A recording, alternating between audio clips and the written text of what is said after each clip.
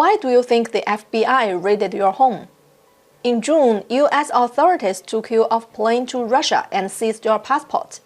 Are the two events connected? I believe that the two events are connected. One of the justifications that can be used to seize a passport is an ongoing federal investigation. And it's clear, and the FBI acknowledged that this investigation's been going on for some time. Concerns about myself as it relates to the Foreign Agent Registration Act, in particular, that I've been taking direction from the Russian government in the conduct of my work. So, this is part and parcel of a larger investigation. Now, when you take a look at things, I don't want to. I'm very unhappy about this because I know who I am, I know what I've done, and I know I've committed no crimes, and I know that I'm not operating in violation of the Fire Act. But I try to put myself in the shoes of those people who believe it might be the case. And their theory is that I'm somehow colluding with or operating at the direction of the Russian government. But they don't have direct evidence of this. All they have is the fact that I write things that appear to be pro-Russian. They're not, they're pro-American. I try to explain that to people, that I'm not pro-Russian, I'm pro-American. And when I write things, it's because I think that the government of the United States is engaged in activities that are harmful to America, and that it's important to point it out. But that's their interpretation. How will such a high-profile raid have an impact on you? As I told the FBI during this raid, regardless of their motives, this raid done in public has a chilling effect. See, normally when they don't have proof, the Department of Justice's FARA enforcement unit sends a letter of inquiry.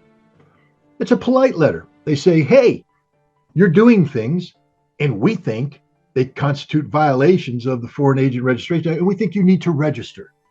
And then you have an opportunity upon receiving that to say, oh, you're right, I will register, or I disagree, and this is why.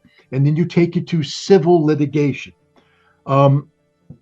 They chose not to do that. And you have to ask yourself the question, why?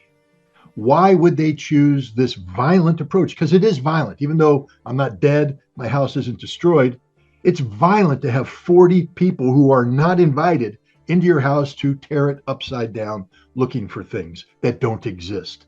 Why did they choose this? And why did they do it in such a public way? I think it's designed to discredit me and to intimidate me and to silence me.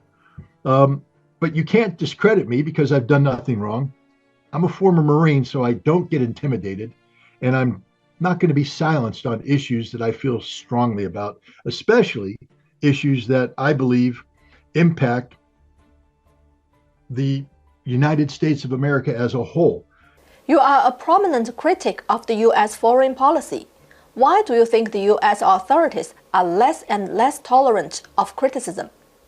The FBI agents that came to my house, when they said people have concerns about things that you've been writing and things that you've been saying. And I said, really? And the FBI is coming to me about that. What happened to free speech in America? And they said, oh, no. We believe in free speech. We support free speech, just not yours, because we think your free speech violates the Foreign Agent Registration Act. And that's when they gave me the search warrant.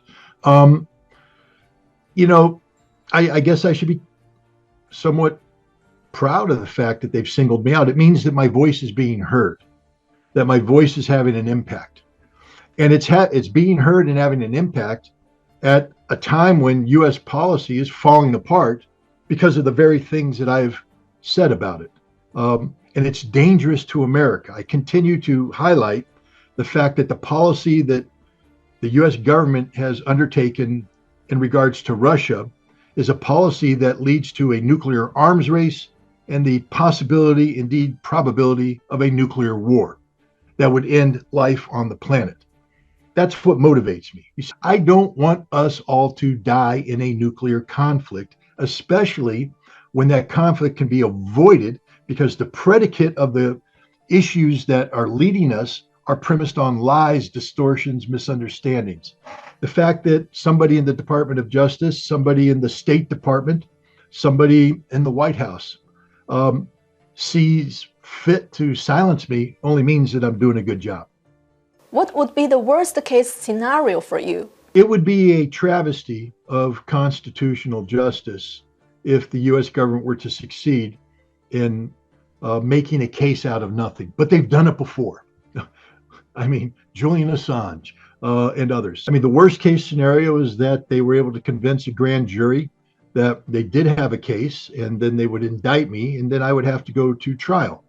I would like to believe at trial I could convince a jury of my peers that the U.S. government was wrong, that their case has no merit, and subsequently emerge victorious from that. If I don't, then the U.S. government can decide on a sentence, and then there would be prison time, and this would be devastating for me, for my family, for my friends. So that's the worst possible case. I don't think the U.S. government believes that it can successfully prosecute me. What's your plan for the near future? I continue to do what I do.